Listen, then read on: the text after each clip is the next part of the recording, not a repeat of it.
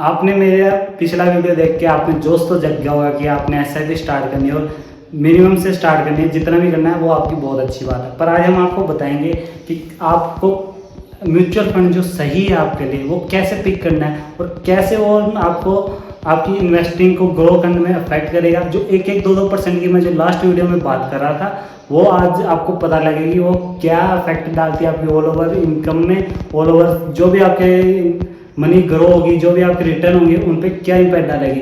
इसलिए आज आपको हम स्क्रीन अपनी शेयर करके बताएंगे कि क्या क्या इम्पैक्ट डालता है और क्या क्या कैसे सब कुछ वर्क करता है और कैसे एक अच्छा म्यूचुअल फंड आपको पिक करने में क्या क्या फैक्टर्स चाहिए और किस किस प्रकार से वो फैक्टर आप आइडेंटिफाई कर सकते हो, किस सिंपल वेबसाइट है किससे जो सबसे आसान हो गया, हम उन्हीं के थ्रू आपको बताएंगे कि कैसे ये अच्छा है और कैसे गलत। अभी आपको सीधा हम अपनी स्क्रीन पर ले चलते हैं और आपको एक वेबसाइट आप सर्च कीजिए टिकट ऐप। टिकट ऐप एक फ्री और रिलायबल वेबसाइट है। अगर आपको स्टार्ट में अगर कोई स्टॉक हो रेशोज जानना है, उनका क्या एक्सपेंस रेशो, जो भी आपको रेशोज के बारे में पता करना है वो इसमें पता लग जाएगा। आप सिंपली टिकट ऐप को ओपन कीजिए और अभी आपने सिंपल ओपन कर दिया म्यूचुअल फंड आपने ओपन कर दिया तो इधर काफ़ी आपको दिखेंगे कितने प्रकार के आपके ये हैं म्यूचुअल फंड्स आ जाएंगे। इसमें आप म्यूचुअल फंड निफ्टी 50 भी सर्च कर सकते हो जिसमें आपके पैसे निफ्टी 50 में इन्वेस्ट होते हैं। जैसे मैंने UTI Nifty 50 index fund open कर दिया।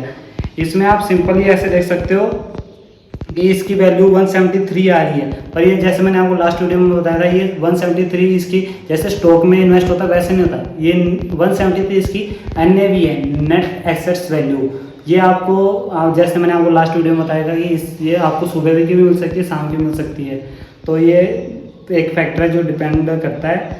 और इस पर अभी आप देखो इसके रिटर्न्स बहुत अच्छे आ रहे हैं, रेड फ्लैग में आ रहा है और दूसरा एक्सपेंस रेशियो बहुत तगड़ा आ रहा है और रिटर्न वर्सेस FD से बहुत तगड़े आ रहे हैं इसमें, और ये रेड फ्लैग के जोन में भी नहीं है। इसका एक्सपेंस रेशियो आप जो मेन मैंने आपको बताया था, आपने किसी भी स्टॉक को फंड को में इन्वेस्ट करना है तो आपने मेन देखना है एक्सपेंस रेशियो इधर 0.18 है, जो कि अगर हम मार्केट के एनालाइज करें तो बहुत अच्छा है, क्योंकि मार्केट में 1.5-1.2% का भी एक्सपेंस रेशियो चार्ज कर रहे हैं, पर इसमें आप देख सकते हो कि 0.18% का लग रहा है, जो कि मार्केट के हिसाब से बहुत अच्छा है।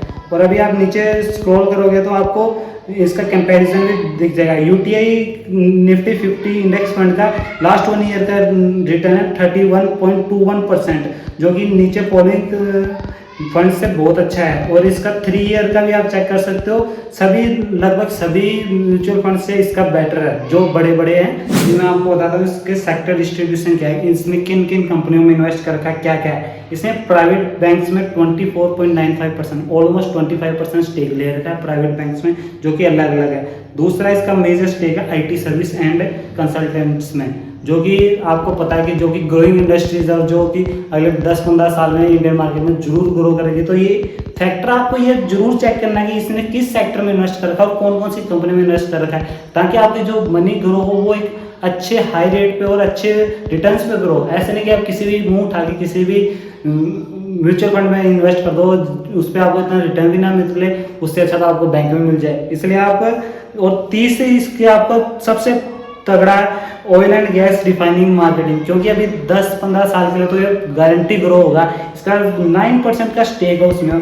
चौथा मेन है कंस्ट्रक्शन एंड इंजीनियरिंग। आपको पता अपना देश ग्रो हो रहा है और इसमें कंस्ट्रक्शन और रियल एस्टेट बिजनेस में कितना ये ग्रो होगा, और आपको अनुमान होना चाहिए कि अपना आप खुद के एक्सपीरियंस से देखो अपने पिछले 5 साल में, 3 साल में, 2 साल में कैसे अपने इंडिया की कंस्ट्रक्शन बढ़ी और कैसे कैसे लोग अपना एक्सपेंस उनकी जो पर परचेजिंग पावर बढ़ी है, तो अपना कंस्ट्रक्शन भी करा रहे हैं, लोग बिल्डिंगें बना रहे हैं, अपने हाउस तक बना रहे हैं। कंस्ट्रक्शन अपने इंडिया की जो लेवल पे बढ़ रही है उसके हिसाब से इसका कंस्ट्रक्शन में भी है। और FMCG जो कि आपको पता ही है फूड बेस्ड होती है, या जो भी आपकी फूड रिलेटेड साइट्स होती है या जो भी सेक्टर होता है उसमें इन्वेस्ट कर रखा है इसने। तो ये भी बहुत मेजर रोल है FMCG में भी, इसलिए ये आप मान सकते हो ये ऑलराउंड इफेक्ट कर।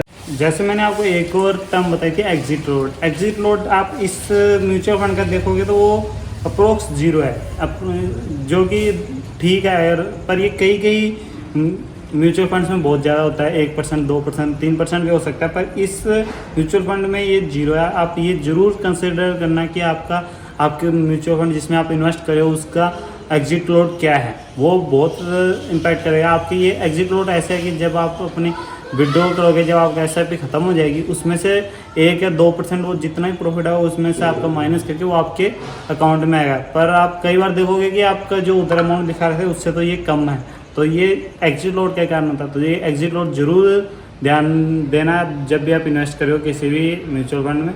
अभी लास्ट में मैं आपको ये बोलना चाहूँगा कि किसी भी म्यूचुअल फंड को पिक जरूर करना है, उसके ज़रूर दोनों देखें कि वो एग्जिट लोड क्या है, उसका एक्सपेंस रेशो क्या है, और उसके ने किस किस सेक्टर में इन्वेस्ट कर रखा है। अगर वो ग्रोइंग सेक्टर है तो आप उसमें इन्वेस्ट कीजिए, अगर वो ग्रोइंग सेक्टर में उसने इन्वेस्ट नहीं कर रखा तो उसमें इन्वेस्ट मत कीजिए।